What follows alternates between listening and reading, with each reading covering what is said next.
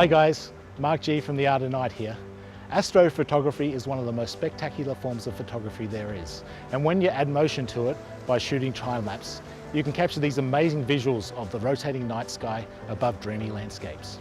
Today, I'm going to show you how to set up and shoot an astro time-lapse using the Syrp Genie and Magic Carpet slider. We will then take the images into Adobe Lightroom for processing and export a movie via LR time-lapse. Now before we get into that, I want to talk a bit about scouting for locations and the apps that can help you plan your astro shoot. When looking for a location, I tend to look for areas with good foreground interest. It's very similar when planning for a landscape shoot really. Rock formations, interesting trees you can silhouette against the night sky, and waterways that can catch the reflections of the stars always make for good subjects. You then want to compose your shots with the night sky in mind. The bright galactic center of the Milky Way is a favorite of mine to use in compositions to complement the landscape, and I spend a lot of time planning my shots with some helpful apps to get the perfect positioning and time.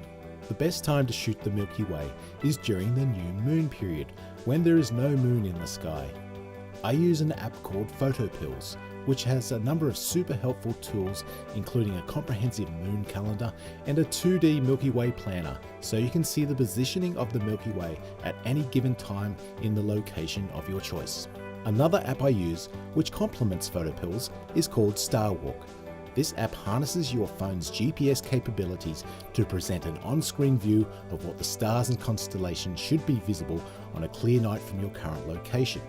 And you can also point it up at the night sky for argumented stargazing. If I haven't shot at a location before, I tend to arrive in the daytime to set up, as it's always good to allow yourself a good amount of time before your planned shoots begin. Setting up can take a lot longer than you anticipate sometimes, especially when it comes to lining up your compositions and getting the camera set up just right. I've been in situations in the past where I've taken longer than expected to set up and missed the shot because I simply wasn't ready when the Milky Way was in the optimal position in the sky. I'm just about set up now, and in this scenario we have a Syrp Genie which acts as both our motor and our involumeter attached to a Magic Carpet slider, so we're performing a linear movement. I've been using the Syrp Genie for a while now, and I've found it as a simple, portable and easy to set up solution for my time-lapse needs. Today I'm shooting the time-lapse with a Canon 6D and a 14mm lens. There's a number of things I want to set on this camera first to make sure we get the perfect time-lapse. I need to make sure I shoot in RAW, so I have uncompressed images to work with in post-processing later. Make sure that the long exposure noise reduction is turned off. With this setting on, it'll double your exposure time, which you don't want for a time-lapse, and instead we will be using noise reduction in post-processing. Check that auto image review is turned off. It'll save power on your battery and you won't need it during your time-lapse. It's best to set your white balance to one of the presets on your camera. For astrophotography, I generally use the tungsten or incandescent preset. Since we are shooting in RAW, we can change the color temperature afterwards in post-processing. You want to set your camera to manual focus. If you are setting your time-lapse up during the day, you can set your autofocus to focus your lens on a distant object, and then lock the focus off by setting it to manual. Next, we need to set the exposure for your time-lapse. When shooting in a dark environment away from city lights with a 14mm lens, I generally set my shutter to 30 seconds with an aperture of f2.8 and an ISO of 3200. These values will vary depending on the camera and lens that you're using and also the environment that you're shooting. A good way to determine your shutter speed to prevent star trailing is by using the 500 rule. For a full frame sensor on a camera like a Canon 6D, you simply divide 500 by the focal length of your lens. For example, if I was using a 24mm lens, I'd take 500 and divide that by 24, which would give me 20.8. So rounding that down, that would give me a shutter speed of 20 seconds. For your aperture, it's best practice to open your aperture right up and set it to the lowest f number on your lens, as we need as much light to pass through the lens as possible. For ISO, I generally set that between 3200 and 6400. but not all cameras can handle high ISOs as well as others and will give you a noisy image. I recommend you start from ISO 1600 and work your way up from there. Now that the image is exposed, you need to figure out your shooting and movement parameters. When shooting motion time-lapse at night, it's important that your setup uses the move, shoot, move sequence because it allows the camera to come to a complete stop before firing the shutter so your image is razor sharp afterwards. Now we want to set up our timing parameters. That is to say how long I want to shoot for, the record time, how often I want to take my photo, the interval, and how long do I want my final time-lapse to be, the play time. The first thing we do is set the interval. That is how long the wait time should be between each movement. As a general rule, you should set the interval 5 seconds longer than the exposure time. Let's take a closer look at what is encompassed in the interval. We already know we have a 30-second exposure, but if we set our interval to 30 seconds, we still won't leave enough time for everything else to happen. First thing we need to allow for is the move-shoot delay, which is the time between when the motor stops moving and the shutter fires. This is set by default at 400 milliseconds. You never really need to worry about this changing, but it's in there because on really unstable setups, such as cable cams, it's useful to increase this so that any shake occurring from the movement is eliminated. Then we have our 30 seconds exposure time. Following this, we need to leave enough time for the image to save onto the card, which shouldn't be more than 3 seconds. So in total, we have about 33.4 seconds, and to be safe, we'll apply the 5-second rule and set the interval at 35 seconds.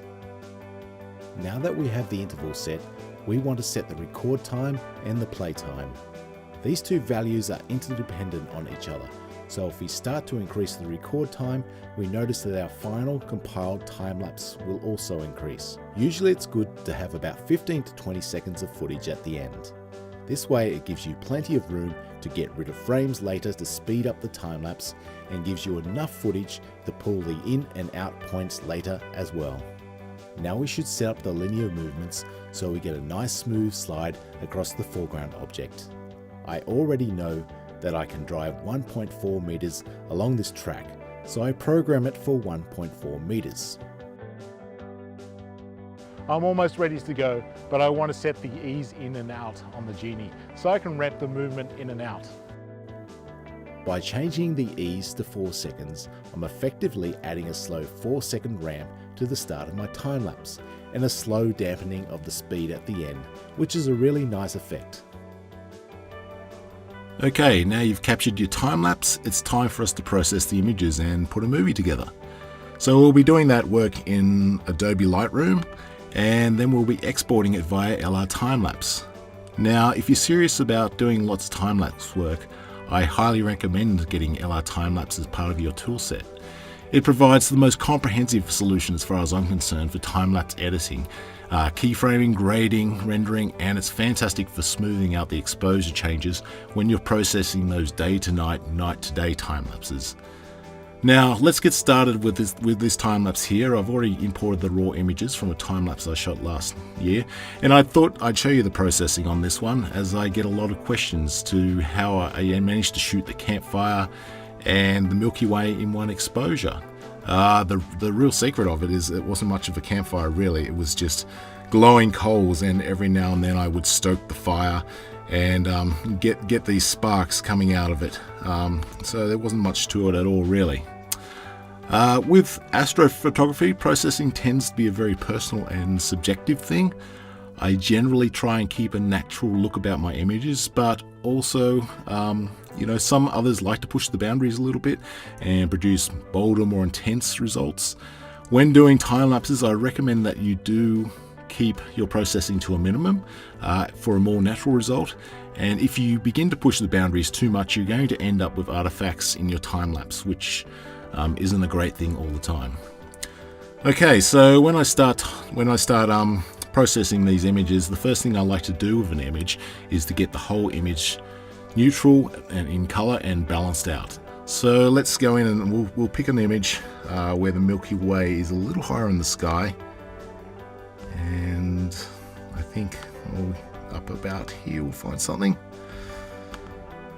Got some sparks. Yeah, this is probably a good one actually. So let's go with this one here. So let's jump into the develop module for your in Lightroom here. And the first thing I like to do is neutralize the image as far as the white balance is concerned. Now it's a little blue, and I want to just get a little more neutral. Somewhere around here, around the 700 mark, looks about right. Now, if you're not sure what I mean neutral, like if I swing it this way, it's way too blue, and if I swing it that way, it's way too yellow. And something in between is fairly neutral. A good way to test that and seeing if you are getting neutral is just pump up that saturation slider right to 100%, and then you can see. So there you can see it's just way too blue. You don't get the color contrast in the image. And if I go too far, it's too warm. There's even greens in there as well. So you can see somewhere in there is pretty good.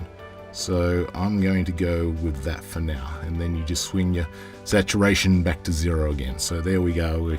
We've got a bit of a neutral image now. Now we need to go down, and I always like to get the lens corrections right. So I have a profile here for my Canon 14mm lens, which I shot this time-lapse on, and I'm just going to enable those profiles and remove the chromatic aberration here as well. So what you can see is, it removes the vignetting on the end, which is caused by the lens. Sometimes with Canon and other cameras, it does a little too much, so you can swing over to here into the manual area, and with the lens vignetting, you can just add a little more in. We don't want to go too far because you can see that it's probably too much, but somewhere around about here is pretty good. Okay, great. So now I've got my image balanced as far as the white balance and the lens correction. I like to go into my basic settings here and set my white and black point. And a good way of doing that is if you hold down your option key and hit on the slider, you can see if you go too far or not too far. So at the moment I can see that I'm clipping around this fire area here, which is fine. It doesn't make much of a difference to the image, and I like to sort of just get a few stars in the sky. Yeah, so with my white point, I'd say I'm going to leave it where it was because it's a pretty good balance. But let's have a look at the black point now. So you can see that there, that's way too much black. You're going to get clipping on there. So let's push it a little bit further, and I'll even push it to once that yellow's kind of gone to about 25. So that looks pretty good. There's a very flat looking image at the moment. But we're going to do our processing and get some pop happening in here and making it look good. So I'll go in and add a little pop, and by doing that I usually go down with the clarity here. Now a word of warning on the clarity slider here is you can do some crazy things like that, but that's really breaking your image. It's not so bad here, but generally if you would push your clarity to 100%, you're going to start getting haloing around the edges of where the contrast is, the darks and the lights. But with this image it's not too bad, but we'll just pull it back a bit because that's just too much. And you also introduce other artifacts like noise, and you could see down here that you're getting this purple artifact, and it's introducing a lot more noise. So I'll come back to about the 20 mark. I think that's enough clarity. It just lifts it up a little bit, and that's all we need to do. So now I like to go and adjust the tone curve, and it's a global adjustment again. So if you go down here into your tone curve here, I usually play with the lights and darks. I don't go too overboard, but let's see how it looks. So if I lift the lights up here, you can see it's starting to lift that Milky Way. You don't want to go too far because you're going to start getting too much clipping, especially with this fire here. So I think I'll drop it back to around about 35. Looks pretty good. You can tell with the clipping as well. If you hold your little mouse over the histogram here, you can see exactly where it's clipping, and we can see that it's clipping on the fire but nowhere else. And you can also do it with the blacks. At the moment we haven't adjusted the blacks completely, but there's no clipping there, so we're pretty safe. So I think I want to add a little more shadow to this image. So let's just pull this blacks back a little bit. So somewhere about there is starting to look good. So I think it's looking pretty good, but it also, when I did the white balance, it seems to have a little too much green in the image now. So let's go back up to the white balance here, and let's have a look and let's cool it down a little bit. So I'll just grab that tint and just pull it back a bit, and now you can see it's getting a little more blue, a little more natural look about it. When I shot this, I shot it on tungsten preset on my camera, which is 3200, and that's it there. But that's a little blue for me, so I'm going to go to, say, close to, let's say 3500, and see what that looks like. Yeah, that's looking pretty good now. And you know, it's still a little green, so you can also tint it as well. So let's up this tint towards magenta a touch, and there we go. Just bring it up to 15 there. It's just looking a lot more natural and looking good. Okay, so I've done my global adjustments to my campfire Milky Way shot, and now I will go and start doing some local adjustments, and I usually use the ramp tool to do that, especially for the sky. So what we can do now is add a graduated ramp through here, and we can pull it down like that, and we can start there. And what I want to do now is, with this ramp, is add some contrast, push it highlights a bit, play with the whites and the shadows. So let's go for some contrast first. So we'll just crank that up. And I always like to have my sky a little darker at the top of the sky, because it is nighttime after all. So somewhere around there is looking pretty good. Now I just want to kick some of these highlights a little more in the sky especially. So I'm going to push those a bit further. You don't want to go too far. I'll go back to somewhere around. Yeah, somewhere around there looks pretty good. Alright, so I want to get some shadows back in here too, because I just want to try and get a little bit more darkness up at the top of the sky here. So I'll go back down to my shadows. And remember, this is a local adjustment. This is a ramp adjustment, so you're not actually adjusting overall. Let's push that down to about there. If you hold your mouse over the ramp, you can see what it's affecting by the red mask there. So that's looking pretty good. Now let's pump some white here, so we can get a little bit more clarity out of the Milky Way core here and the stars. So I'll start to push the whites a bit and see how far I can go without breaking anything. It's pretty forgiving here, so I can crank it right up somewhere around this mark here. So that's looking pretty good. I might pull it down here. It's always good to have a look at your thumbnails too, because you can see how the images processing looks as a thumbnail, and that's a good way to see if you got too much vignetting, or you know, it's too bright in some spots, or you're getting artifacts. So yeah, I think that's looking good, and we'll leave it at that. Now this image is, you know, I want to get a little more attention on me and the campfire and the Milky Way here, so I might just go back and add a little bit more vignetting to the edges here. So let's go back down into our lens corrections where we were, and our lens vignetting, and then we can pull that down a little further. I would say you don't want to go too far, because you can see, and especially this is what I mean in the thumbnails here, you can see that we've got this vignetting on the edges here, and it doesn't look fantastic. So I'm going to pull that right back and sit in somewhere around -25 or so, and that's looking pretty good. I think I'll stay right about there. Now we're almost done, but I want to do a little technical cleanup now, and we'll need to do some noise reduction. And I also noticed some purple artifacting down here in the corner here, so I want to clean that up as well. So what we can do is, to clean this area up, we can go and get a radial filter from here, that one there, and we just draw out a little radial area, pull it into our corner a little bit. And to do this, I usually reduce some of the saturations and take some of the exposure down. So let's do that now, just to get rid of that, some of that purpling. Like, you don't want to go fully black and white. Actually, where our mask is inversed here, so we want to go the other way. So down here you can go invert mask. There you go. So you can see that our saturation is way too low. So we just go somewhere about there, and that kind of gets rid of your purple artifacts there, and then we can pull the exposure down a touch as well, and that's looking pretty good.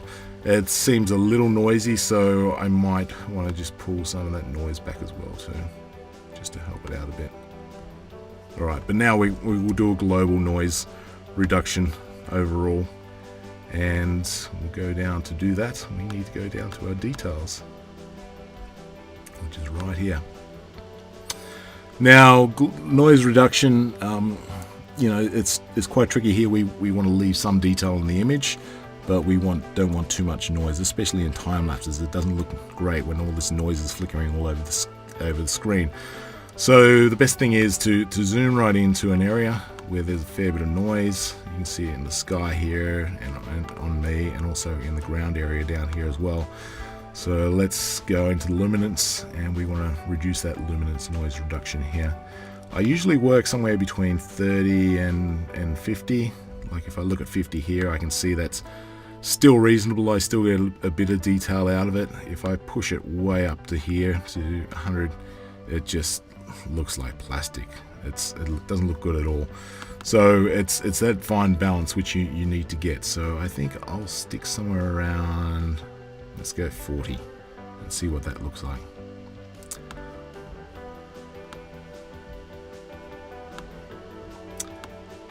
Yeah, that's working pretty well. So, you know, at the resolution that you'll see the time lapse on, it'll filter out the extra noise here. So I'm going to stick with that. Now I do see a little bit of the purple mottling that you get out of the color noise, and the way we fix that, we can push our color noise reduction up a little bit, and because of the mottling here, we can just smooth it out.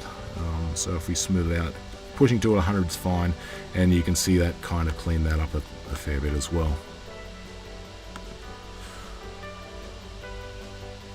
Okay, I think the image is looking pretty good now.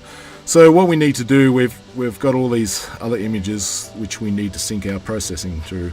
If you have a look at the before and after, you can see exactly what we've done here. So I haven't pushed it too far. It's still quite natural looking, but it just punches the Milky Way a little more. Doesn't go overboard with the coals or flame of the fire, and I think it's going to work quite well. So if we come down here and we just select our image we just processed, and then if you do Control A to select all these images, we can then synchronize all these settings together. Now you want to have all these settings, the parameters ticked, because we're synchronizing all of them here. And let's hit the synchronize, and that should do the trick. So you can see down here on that line that all of them updated. You can see here that I went a little crazy with my fire, and that's quite extreme, but as a time lapse I think that will read quite well. It's only a couple of frames, but I think that'll be okay. If you go up to the head of the shot here, it all looks good there. And then if I go way down to the end of the shot where I leave frame, that's all looking good as well. Fantastic. Okay, so now what we need to do is export all the images, and we're going to do that through LR Time-lapse, the export module there. And once we've done that, we can create the final movie. So make sure that you've got all your images selected down here, and then we can go up to our file and go File, Export, and it's giving me an error, but we'll ignore that for now. Okay, so here's our, you got all your export options up here, your email and hard drive. Because I have LR Time-lapse, I have a export time-lapse module, so this is what I want. I just go for all the basics here. JPEG 8-bit's fine unless you want to do further color corrections. In that case, you might want to export it as 16-bit TIFFs. But for this one, it's fine. I will call my sequence Campfire in the Milky Way.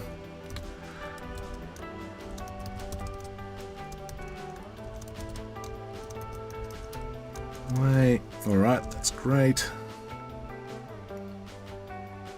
And then all I need to do is hit export. And it prepares the export.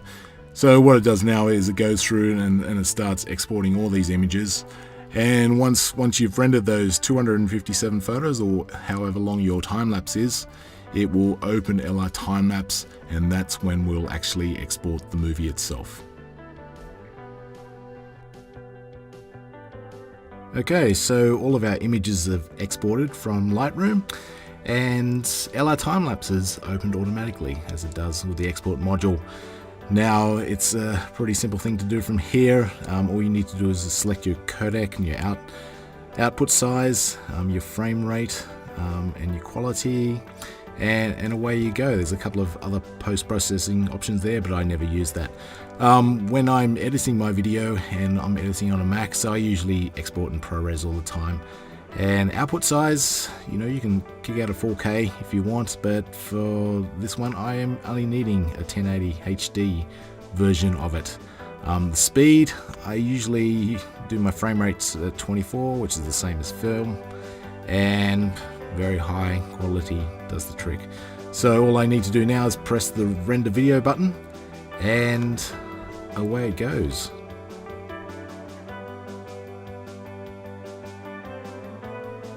LR Time-lapse has finished recording our movie, so now let's open it up and have a look at it.